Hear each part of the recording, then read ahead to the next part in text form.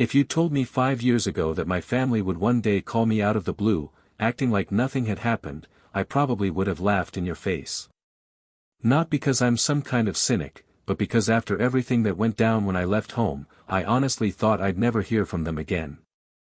And if I'm being honest, for a long time, I was okay with that. I'd made peace with the idea that family isn't always the people you're born to, it's sometimes the people you choose along the way. But I guess life has a way of testing those boundaries, and sometimes, it does so in the most spectacularly messed up fashion. Let me back up a bit. I'm the oldest of three. There's me, then my sister Lila, who's 2 years younger, and my brother Ben, who's 7 years younger. Growing up, I was the responsible one.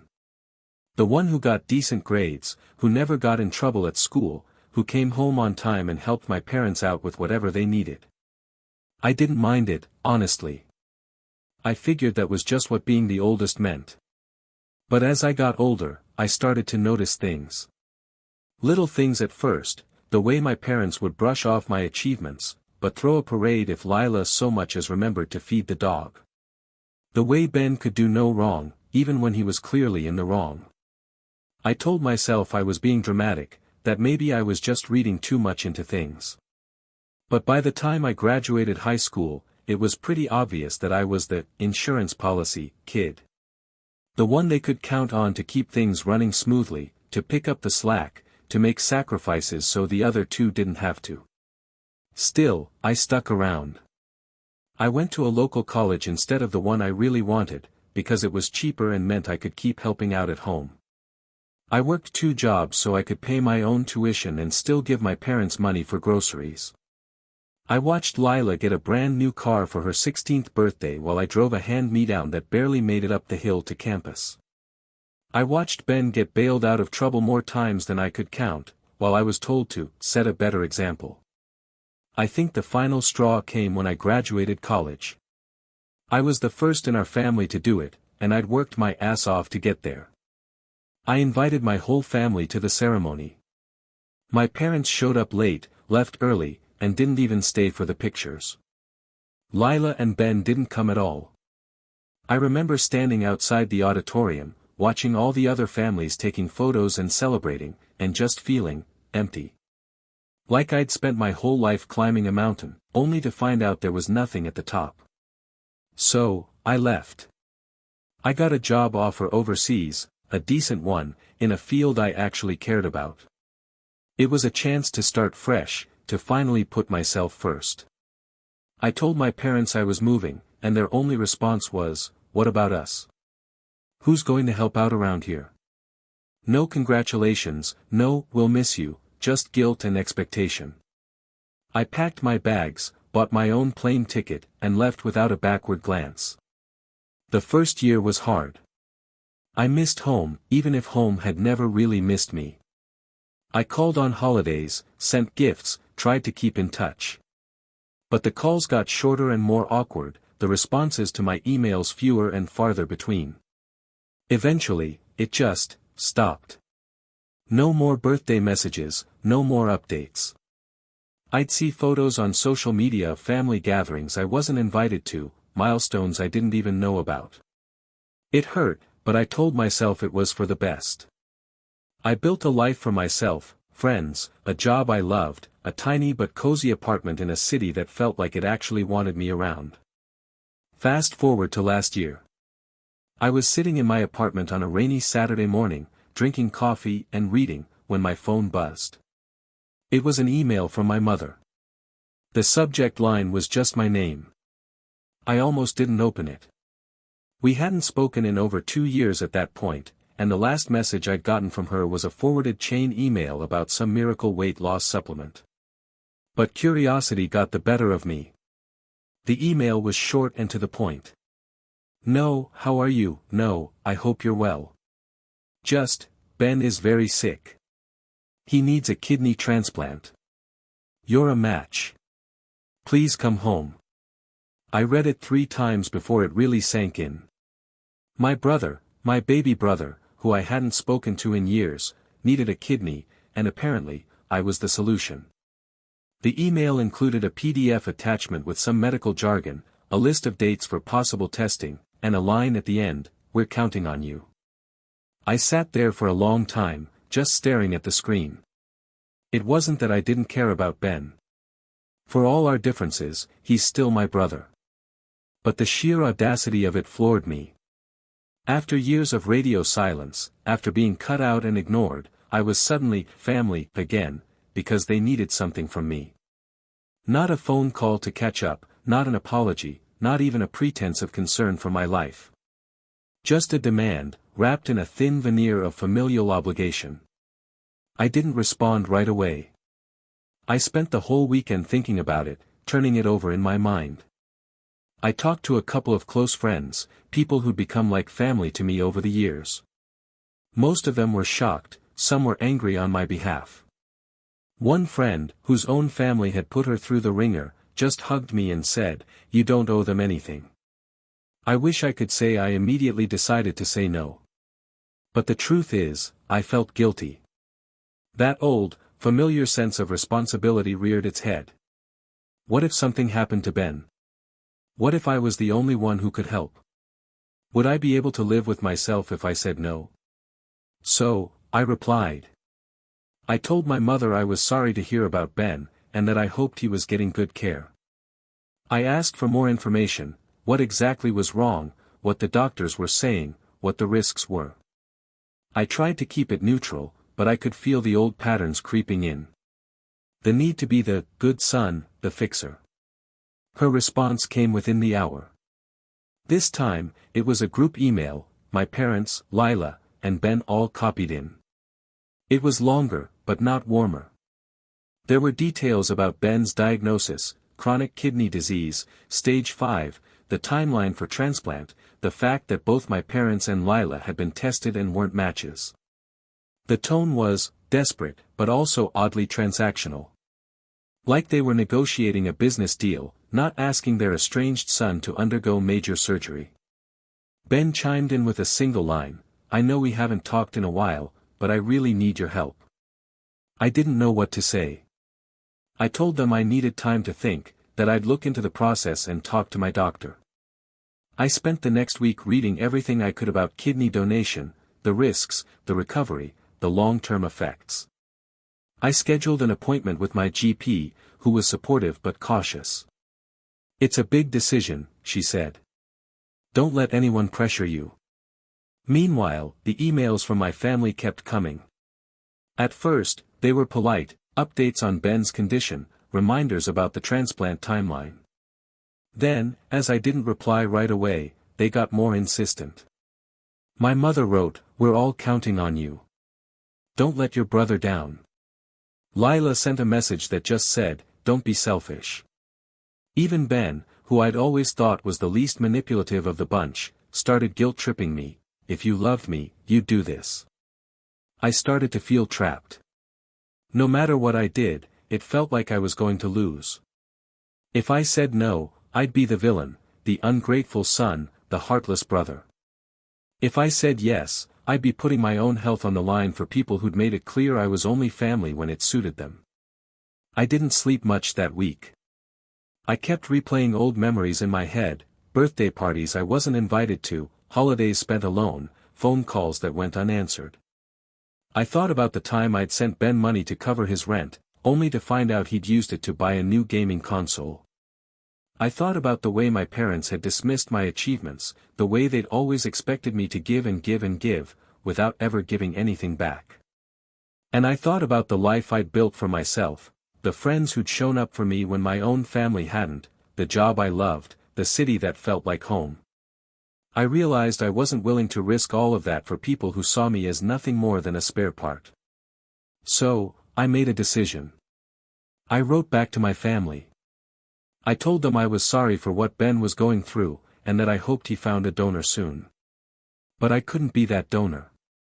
I explained that I'd thought long and hard about it, that I'd consulted with my doctor, and that I just couldn't go through with it, not after everything that had happened between us. I told them I wished things were different, but I had to put my own health and well-being first. I hit send, and then I turned off my phone. For the first time in a long time, I felt free.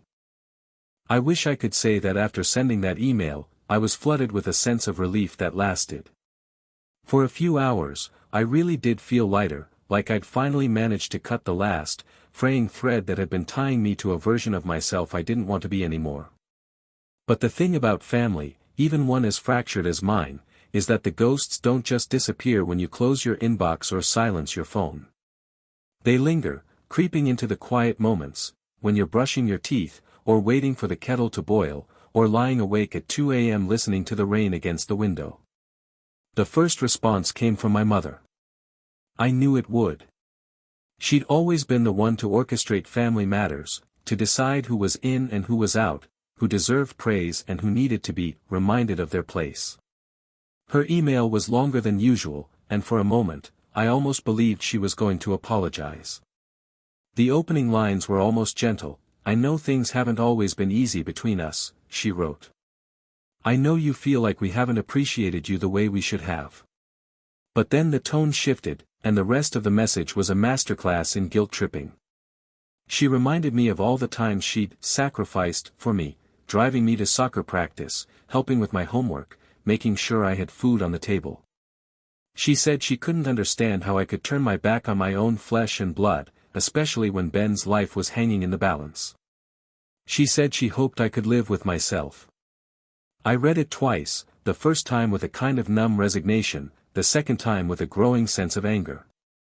I wanted to reply, to point out that she'd left out the years of silence, the birthdays forgotten, the way she'd only ever reached out when she needed something. I wanted to remind her that I'd been a child too, once, that I'd needed comfort and support and understanding, and that more often than not, I'd been met with indifference. But I didn't reply. I closed my laptop and went for a walk instead, letting the cold air clear my head. The next message came from Lila. Hers was shorter, but somehow even more cutting. I can't believe you, she wrote. After everything Ben's done for you, after everything Mom and Dad have done for you, this is how you repay us. You're disgusting. No context, no specifics, just pure, unfiltered anger. I remembered the last time I'd spoken to Lila, at least 3 years earlier, when she'd called to ask if I could send her money to cover a car payment. She'd promised to pay me back. She never did. Ben was the last to write. His email was different, no anger, no accusations, just a kind of weary sadness that felt heavier than all the others combined. I get it, he wrote. I know we haven't been close. I know I haven't been the best brother. But I really thought you'd come through for me. He didn't ask again. He just ended with, take care. That one stung. For all his flaws, Ben had always been the one I felt most protective of. I remembered teaching him how to ride a bike, patching up his scraped knees, sneaking him extra dessert when Mom wasn't looking. I remembered the way he used to look up to me, before we both got older and the gaps between us widened into chasms. I wondered what he'd been told about me over the years, what stories had been spun to explain my absence, my silence. I wondered if he genuinely believed I was abandoning him, or if he understood, deep down, that this was about more than just a kidney. The days that followed were a strange mix of quiet and chaos. On the surface, my life continued as normal. I went to work, met friends for drinks, read books, watched movies. But underneath, I was constantly on edge, waiting for the next shoe to drop. I started getting Facebook messages from relatives I hadn't spoken to in years, an aunt in Florida, a cousin in Boston, even my father's brother, who I barely remembered from childhood Christmases. The messages all said the same thing, in slightly different words: how could you do this to your family? Ben needs you. Don't be selfish. Some were polite, some were downright vicious. One cousin even posted a vague status about certain people who forget where they come from, tagging me for good measure. I tried to ignore it. I told myself it didn't matter, that these people didn't know me, that their opinions were shaped by years of family myth-making. But it wore me down. Every time my phone buzzed, my heart raced. Every time I opened my email, I braced myself for another wave of disappointment and anger. I started to dread social media, to avoid calls from unknown numbers. I felt like I was being put on trial for a crime I didn't commit. Work became my refuge. My colleagues, most of whom knew nothing about my family's situation, were a welcome distraction.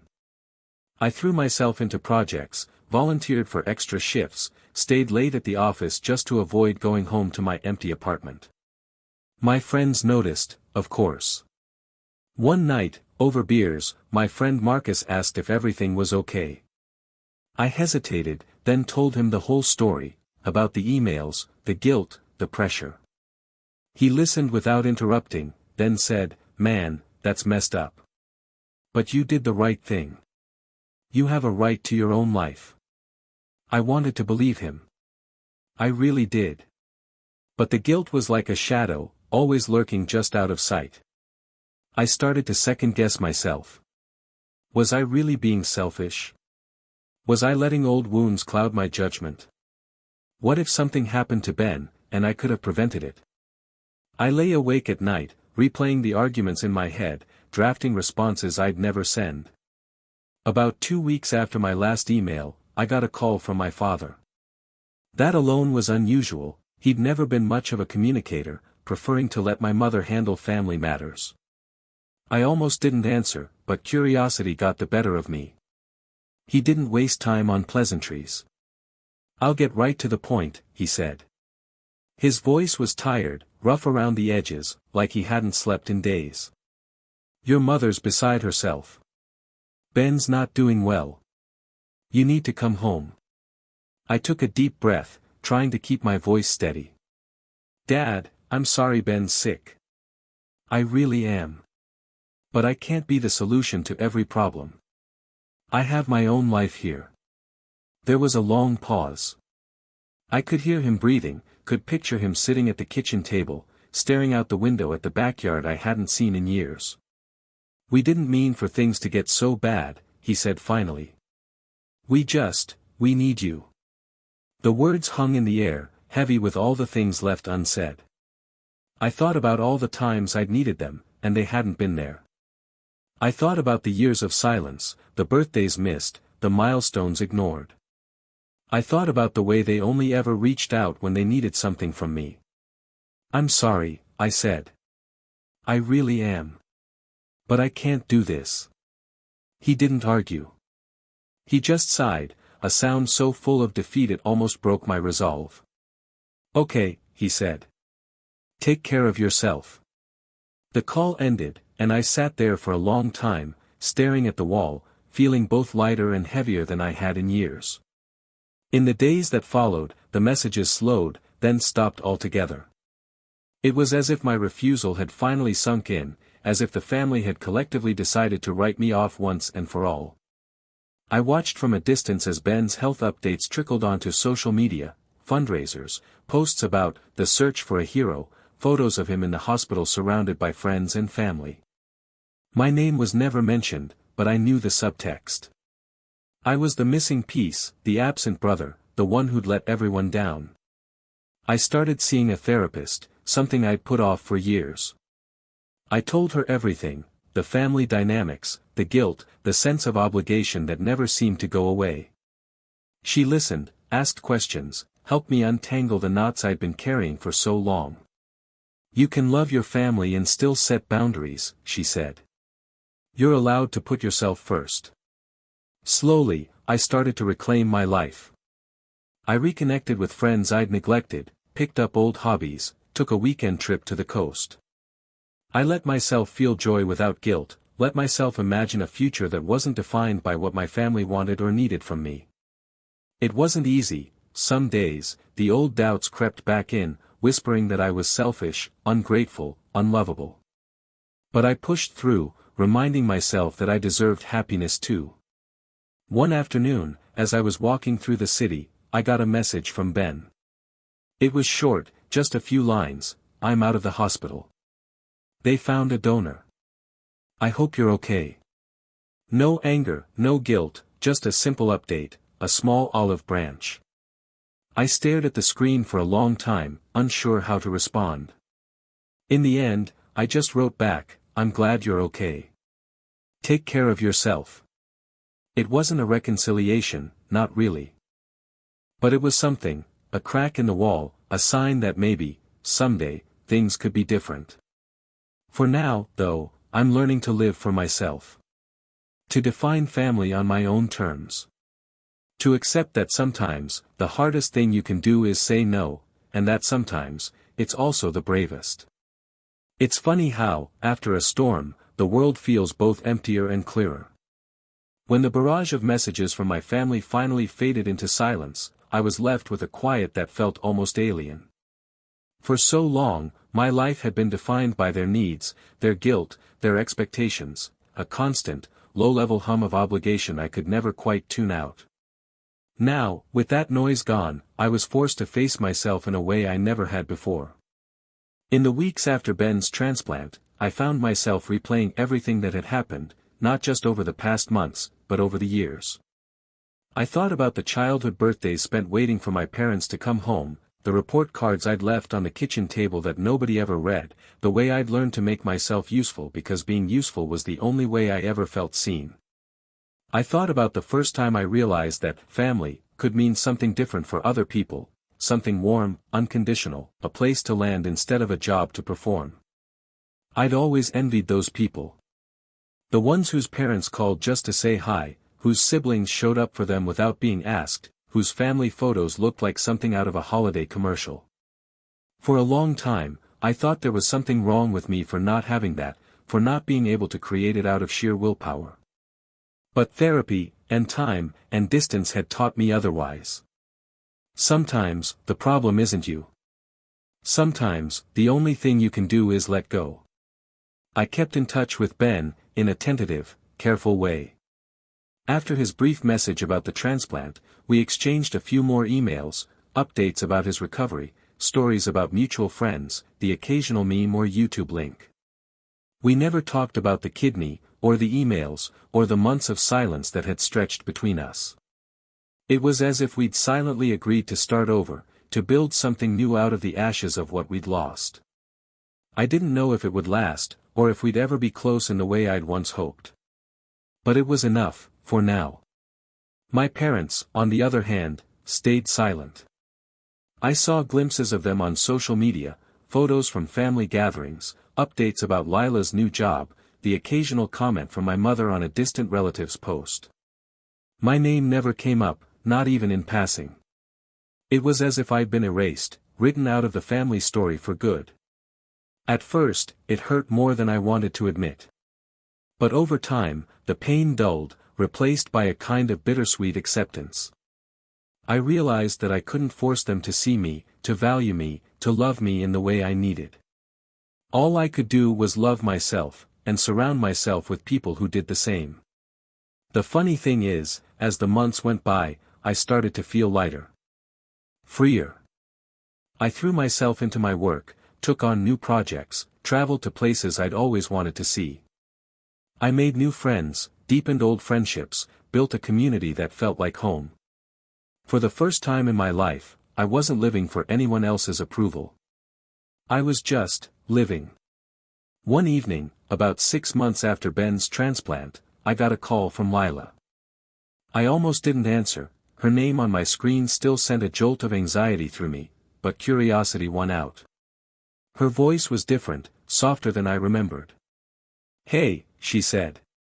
"I know this is weird. I wanted to talk." We spoke for nearly an hour. She told me about her new job, her apartment, the stray cat she'd adopted. She asked about my life, my work, my friends. For the first time in years, it felt like we were talking as equals, not as adversaries, not as competitors for our parents' scraps of attention, but as two adults trying to bridge a gap that had grown too wide for too long. Eventually, the conversation turned to Ben. She told me he was doing well, that the doctors were optimistic, that he was talking about going back to school. There was a pause, and then she said, "I know things got really bad. I know we all said things we shouldn't have. I'm sorry." The words caught me off guard. I'd spent so long waiting for an apology that I'd stopped believing it would ever come. I wanted to ask her why it had taken so long, why none of them had ever reached out before it was too late. But I didn't. Instead, I just said, "Thank you." We didn't solve everything that night. There were still years of hurt and resentment between us, still so many things left unsaid. But it was a start, a crack in the wall, a chance to build something new, if we both wanted it. After that call, I found myself thinking about forgiveness, not just for my family, but for myself. For all the ways I tried to earn love that was never freely given, for all the times I'd put myself last, for all the guilt I'd carried that was never really mine to bear. I realized that forgiveness didn't mean letting people hurt you again, or pretending the past hadn't happened. It just meant letting go of the hope that things could have been different, and accepting the reality of what was. As the year drew to a close, I made a promise to myself, would keep moving forward. I would keep building a life that felt true to who I was, not who my family expected me to be. I would stay open to reconciliation, but I wouldn't sacrifice my own well-being for someone else's comfort ever again. Sometimes, I still miss them. Sometimes, I see families laughing together in restaurants, or siblings goofing around in the park, and I feel a pang of longing for something I never really had.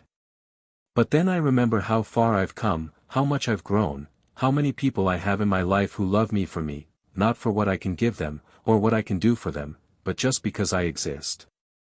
I still talk to Ben every now and then. Our emails are short, but warm.